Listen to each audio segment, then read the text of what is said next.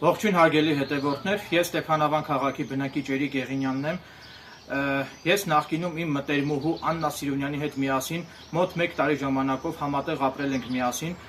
Այդ ժամանակ Աննա Սիրունյանը հանուն սիրո իրեն պատկանող բնակարանը նոտարական կարգով նվիրել էր Էրիկ Եղինյանից, դրանից հետո Էրիկ Եղինյանս վաճառել եմ այդ բնակարանը։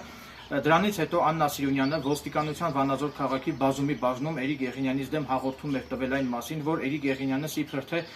խաբեության եղանակով տիրացել է իրեն պատկանող բնակարանին։ Այդ կապակցությամբ ոստիկանության բազումի բաժնում հետաքննիչի կողմից նախապատրաստվել են նյութեր եւ հետաքննիչի կողմից որոշում է կայացվել Էրիկ Եղինյանից նկատմամբ մերժել քրեական գործ հարուցելը Էրիկ Եղինյանից արարքում խարդախության հանցակազմի բացակայության հիմքով։ Դրանից հետո Աննա Սիրունյանը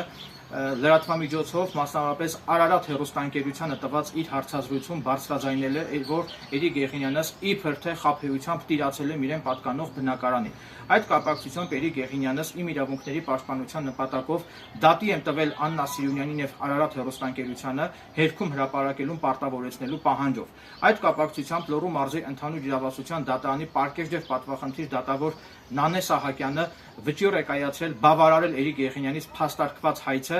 եւ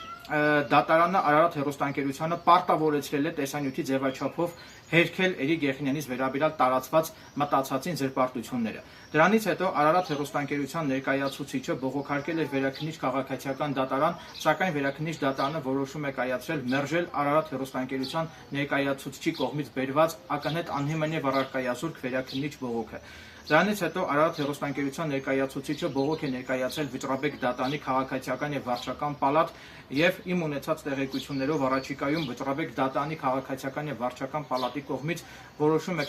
կայացվելու մերժել Արարատ հեռուստաընկերության ներկայացուցչի կողմից բերված ակնհայտ անհիմն Վճռաբեկ բողոքի վարույթ ընդունումը։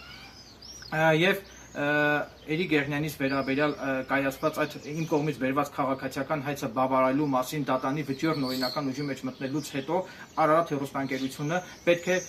տեսանյութի ձևաչափով հերքի Էրիկ Եղինյանից վերաբերյալ հրապարակված մտածածին զրպարտությունները, իսկ եթե Արարատ հեռուստաընկերությունը խուսափի չկատարի օրինական ուժի մեջ մտած դատական ակտի պահանջները, ապա դրա արդյունքում դրա հետևանքով ես հանցագործության մասին հաղորդում եմ ներկայացնելու Արարատ հեռուստաընկերության տնօրինության դեմ օրինական ուժի մեջ մտած դատական ակտի պահանջները չկատարելու համար։ Ինչևիցե,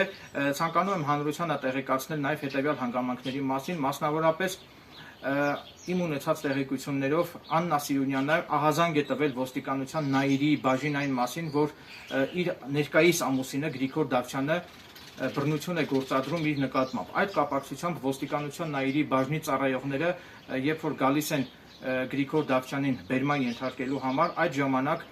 ըստ մեղադրանքի, կրկնում եմ, ըստ քննիչի կողմից Գրիգոր Դավթյանին առաջադրված մեղադրանքի, Գրիգոր Դավթյանը բռնություն է գործադրել ոստիկանության Նայիրի բաժնի ծառայողների նկատմամբ, որի կապակցությամբ Գրիգոր Դավթյանի նկատմամբ ներկայումս նախաձեռնվել է քրեական վարույթ եւ Գրիգոր Դավթյանը արդեն իսկ գտնվում է կալանքի տակ, գտնվում է կալանավորված։ Բնականաբար Էրիկ Եղինյանս ոչ մի տեղեկություն չունեմ, թե Գրիգոր Դավթյանի կողմից Աննա Սիրունյանի նկատմամբ ենթադրյալ բռնություններ գործադրելու եւ թե Գրիգոր Դավթյանի կողմից ոստիկանության Նայիրի բաժնի ծառայողների նկատմամբ բռնություններ գործադրելու այդ հանգամանքները արդյոք իսկապես տեղի են ունեցել թե ոչ, ես ընդհանրապես հիմա անդրադառնում եմ հենց այն մեղադրանքին, որով որ մեղադրվում է Գրիգոր Դավթյանը եւ քանի որ այսինքն ես անդրադարձա հենց քննիչի կողմից Գրիգոր Դավթյանին առաջադրված մեղադրանքին։ Այդ մեղադրանքը, այսինքն ոստիկանի նկատմամբ բռնություն գործադրելը նախատեսում է 4-ից մինչև 8 տարի ժամկետով ազատազրկում եւ քանի որ այդ ենթադրյալ դեպքը տեղի է ունեցել Կոտայքի մարզում, հետևաբար այդ քրեական գործը առաջիկայում քննիչի կողմից կուղարկվի Կոտայքի մարզի ընդհանուր իրավասության դատարան, որից հետո Էրիկ Եղինյանս պետք է ներկայանամ Կոտայքի մարզի ընդհանուր իրավասության դատարան եւ իմ յութուբյան ալիքով պետք է լուսաբանեմ Գրիգոր Դավթյանի վերաբերյալ տեղի ունենալիք այդ դատական նիստերի ընթացքը։ Եթե պարզվի, որ ոստիկաններն են բռնություն գործադրել Գրիգոր Դավթյանի նկատմամբ, եթե պարզվի, որ կա նման բան, ապա ես հանուն արդարության պատրաստակամություն եմ հայտնում նաև պաշտպանել Գրիգոր Դավթյանի իրավունքներն ու օրինական շահերը եւ իմ կողմից Գրիգոր Դավթյանի իրավունքների պաշտպանությունը պետք է կատարվի իմ YouTube-յան ալիքով այդ խնդիրը հանրայնացնելու, խնդիրը բարձրաձայնելու միջոցով։ Ինչևիցե սպասենք իրադարձությունների հետագա զարգացմանը, տեսնենք թե քննիչը քրեական վարույթի շրջանակներում ինչ փաստական տվյալներ կհիմնավորի, սպասենք տեսնենք թե երբ որ գործը դատան ուղարկվի, ինչ հիմքով գործը կուղարկվի դատարան եւ դրանից հետո, այսինքն գործը դատան ուղարկվելուց հետո եւս մեկ անգամ իմ YouTube-յան ալիքով կբարձրաձայնեմ այդ գործի մանրամասների մասին ել ավելի հանգամանալից կերպով։ Այսքանը շնորհակալություն եմ հայտնում ուշադրության համար, նաև նշեմ, որ վերջում ցանկանում եմ հավելել, որ Էրիկ Եղիանյանս անընդունելի եւ անթույլատրելի եմ համարում բռնության ցանկացած դրսեւորում եւ եթե կա բռնություն, կապ չունի թե բռնությունը ում կողմից է գործադրվել, պետական պաշտոնյայի կողմից է գործադրվել, թե պետական պաշտոնյայի նկատմամբ է գործադրվել, դա կապ չունի, եթե կա բռնության դրսեւորում, ապա բռնության ցանկացած դրսեւորում պետք է պատժվի օրենքի ողջ խստությամբ եւ բռնության ցանկացած դրսեւորմանը պետք է տրվի համարժեք քրեական գնահատական։ Այսքանն է, շնորհակալություն ուշադրության համար։ Նաեւ նշեմ, որ ես պատրաստ եմ իմ YouTube-յան ալիքով